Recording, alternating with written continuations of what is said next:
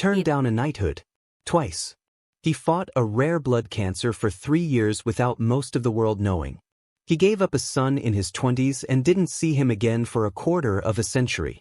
And in April of this year, he announced he'd beaten the disease that had been quietly trying to kill him since 2022. What if I told you the same man who survived all of that died just weeks later, and it had nothing to do with the cancer at all? Some people call that tragic. Others call it fate. But what if it's something else entirely? A life so specific, so strange, and so quietly stubborn that no scriptwriter could have invented it. His name was Sam Neill. This is the story almost nobody actually knew. Number 1. He said no to a knighthood. Twice. In 2009, the New Zealand government offered Sam Neill the chance to convert his existing honor, a Distinguished Companion of the New Zealand Order of Merit, into a full knighthood. He turned it down flat. His reasoning was simple and almost defiantly modest. The title of Sir was, in his words, just far too grand by far. Most actors chase recognition. Neill actively refused it. For 13 years, he stayed plain old Sam Neill, despite having already been decorated by the New Zealand government back in 2007. Then, in 2022, something changed. He finally accepted the redesignation, and on June 9th of that year, Governor-General Dame Cindy Kiro tapped him on the shoulder with an actual sword at Government House in Auckland. He posted a photo afterward, visibly moved, calling it a big day, and saying he was very grateful. A man who spent over a decade rejecting a title on principle finally accepted it, not for himself, but, in his own words, on behalf of all actors in Aotearoa. Number 2. He fought a rare blood cancer for 3 years, mostly in silence. March 2022. Sam Neill was diagnosed with stage 3 angioimmunoblastic T-cell lymphoma, an aggressive and rare form of blood cancer that most people have never heard of, let alone survived. He didn't announce it right away. It wasn't until March of 2023, a full year later, that he revealed publicly he'd been undergoing chemotherapy the entire time, describing the cancer as being in remission but requiring monthly treatment just to keep it there. He credited an experimental form of treatment for his condition, calling the science behind it, science at its best. And here's what almost nobody clocked at the time. While he was quietly undergoing monthly chemotherapy, he was also still working, still filming, still showing up. The same year he revealed the diagnosis, he published his memoir. The same years he was fighting a cancer with a survival rate most people wouldn't bet on, he kept a public career running in parallel, mostly without complaint. Number 3. One role turned him into a global name almost overnight.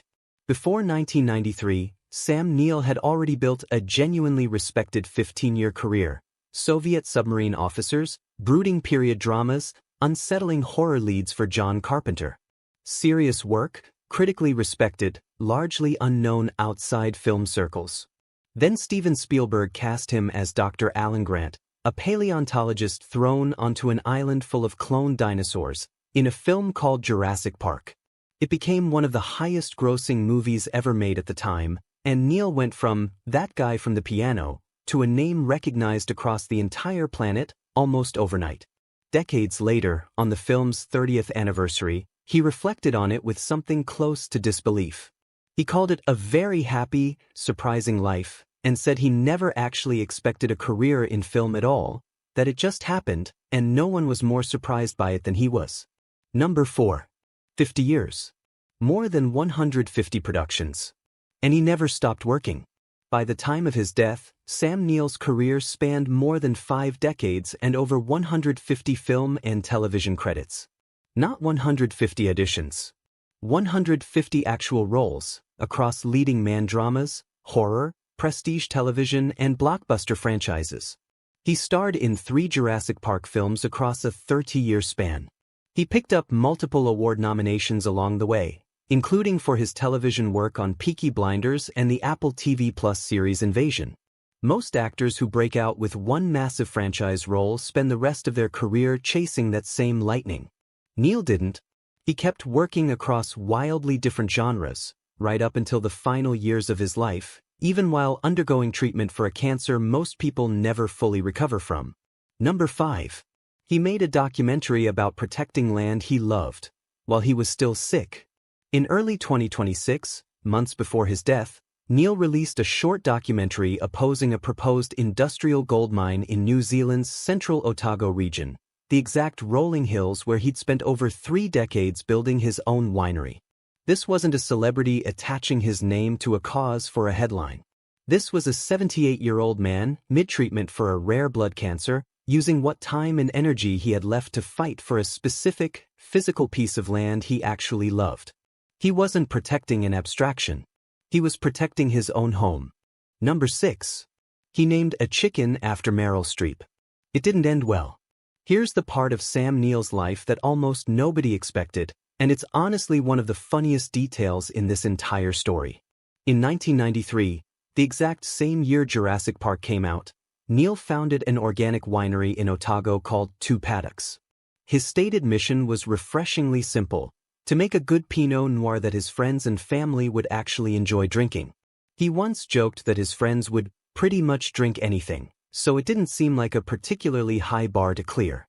Away from the winery and away from film sets, Neill had a habit of naming his farm animals after Hollywood friends and icons, and he documented their lives on social media with a mix of warmth and total absurdity. There was Helena Bonham Carter the cow, who by Neill's own count had produced 16 calves over the years.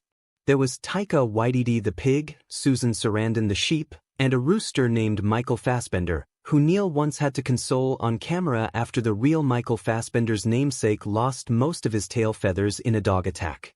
Neill said he always asked his famous friends for permission first, and explained the entire practice with one simple line: "You can't eat a friend." In one interview he mentioned, almost as a throwaway line, that a chicken he'd named after Meryl Streep had recently been killed by a ferret. He said he found her, in his own words, as a pile of feathers one day.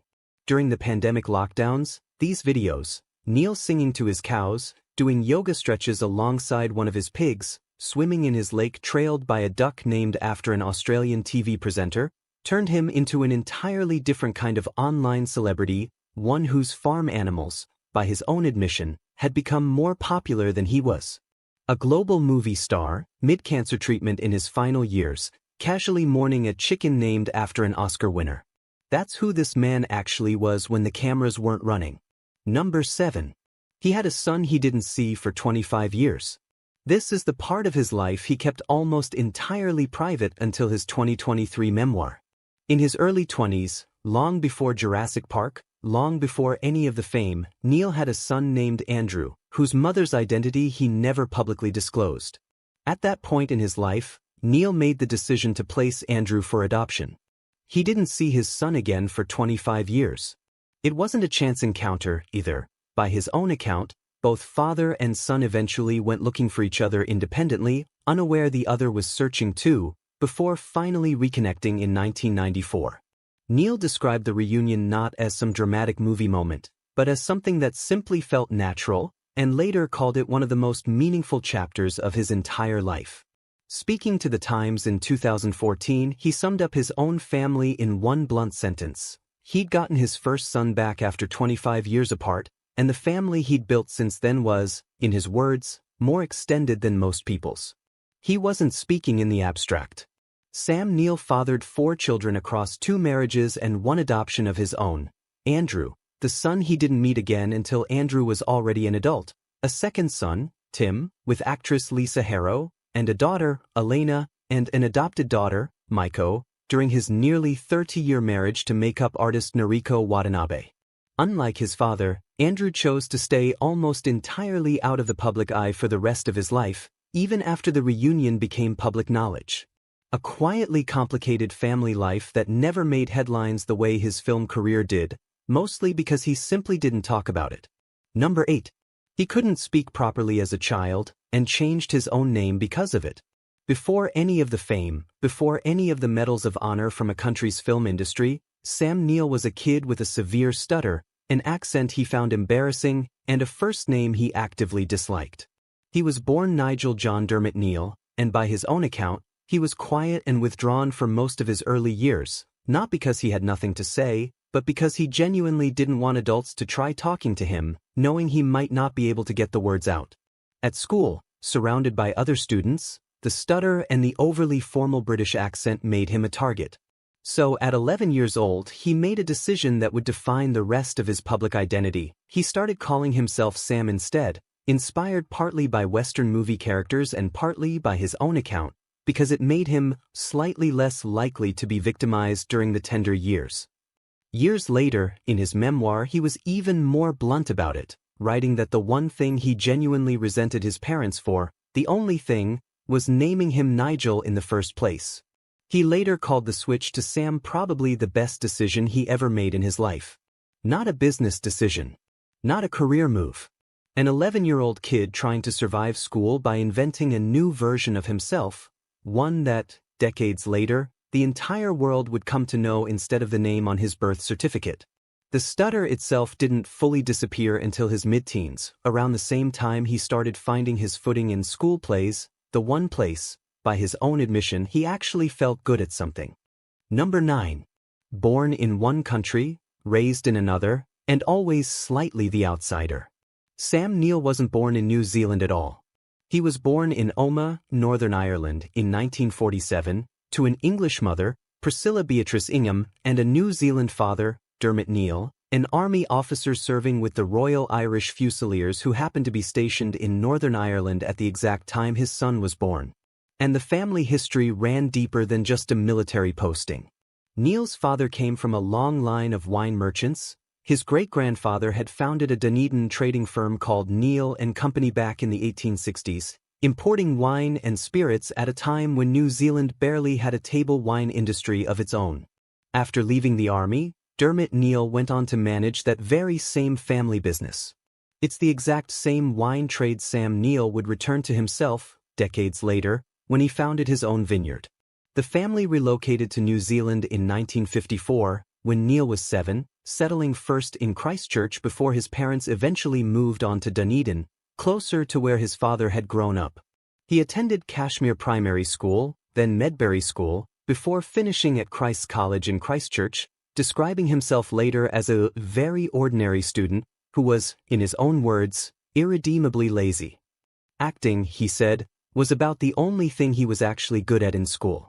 He had 2 siblings, a brother, Michael, who went on to become an academic scholar, and a sister, Juliet, who became a drama teacher, a quietly creative and intellectual household, even if nobody in it worked anywhere near the film industry. Neill studied English literature first at the University of Canterbury, then transferred to Victoria University in Wellington, graduating in 1970. There was no dramatic plan. No burning ambition toward Hollywood.